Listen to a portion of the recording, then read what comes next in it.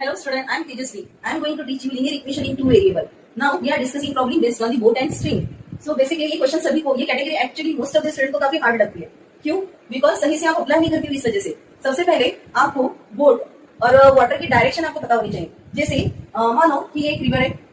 Okay, river का flow that इस direction में है. जो वाटर फ्लोइंग है वो इस डायरेक्शन में. फ्लो करने को वाटर को क्या कहते हैं? फ्लोइंग वाटर को क्या कहेंगे? फ्लोइंग वाटर को करंट वाटर कहते हैं. क्या कहेंगे? Current water. जो फ्लोइंग वाटर होता है, जिस डायरेक्शन में पानी जा रहा है, उसे क्या कहते हैं? Current water. और ये जो हमारी बोट है, अगर वो भी हमारे सेम डायरेक्शन पे जा रहा है और वाटर भी सेम डायरेक्शन में जा रहा है, तो बोट की जो स्पीड है, उस स्पीड से जो वाटर की स्पीड है उसको हेल्प मिलेगी और वो थोड़ा जल्दी पुश करेगी. मतलब जो उसकी बोट की स्पीड है, जो नॉर्मल टाइम उसको लगेगा, वो वाटर के फ्लो की वजह से वो अपने डेस्टिनेशन पे जल्दी पहुंच जाएगी. सो दोनों फ्लो अगर सेम रहे तो इसे क्या कहते हैं? Down stream. क्या कहेंगे? Down stream.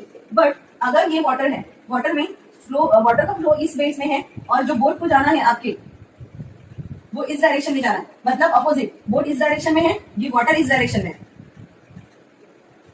अपोजिट डायरेक्शन में है. तो अपोजिट डायरेक्शन को क्या कहते हैं? अपस्ट्रीम. अपोजिट डायरेक्शन को क्या कहेंगे? अपस्ट्रीम. सेम डायरेक्शन को, ये वाटर है, this is boat, same direction. Suppose 8 kilometre downstream in the 40 minute. यानी सेलर ने कितना डिस्टेंस कवर किया? टोटल डिस्टेंस क्या दी हुई है? That is 8 kilometre. Okay, a sailor goes 8 kilometer downstream in 40 minutes and return in 1 hour. मतलब हमें पहले डाउनस्ट्रीम स्पीड निकालनी है. डाउनस्ट्रीम स्पीड और रिटर्न बोला है, दैट मींस अपस्ट्रीम. रिटर्न का मीनिंग क्या होता है? Upstream speed. ये तभी निकलेगा जब हम मतलब अज्यूम करेंगे. क्या अज्यूम करेंगे? Let the speed of sailor in water be x kilometre per hour. Speed हमेशा किलोमीटर पर आवर में होती है. And speed of water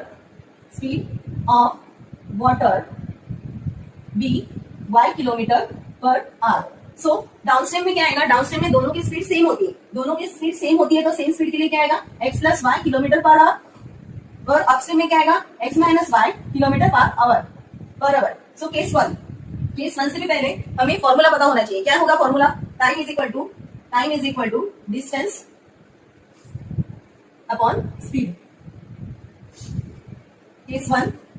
case two. Case one में टाइम कितना दिया है? 40 मिनट. केस वन में टाइम कितना दिया है? 40 मिनट. डिस्टेंस कितनी दी है? 8 किलोमीटर. और स्पीड कितनी है? पहले तो वो क्या हो रहा है? Downstream in 8 kilometre, downstream in 40 minute. That is downstream का स्पीड है. तो डाउनस्ट्रीम क्या आएगा? x plus y. Now case two में क्या दिया है? Return in 1 hour. वो वापस कब आ रहा है? 1 आवर में. तो टाइम कितना होगा यहाँ पे? 1 आवर. डिस्टेंस सेम रहेगा 8 और स्पीड कितनी दी है रिटर्न की? x minus Y.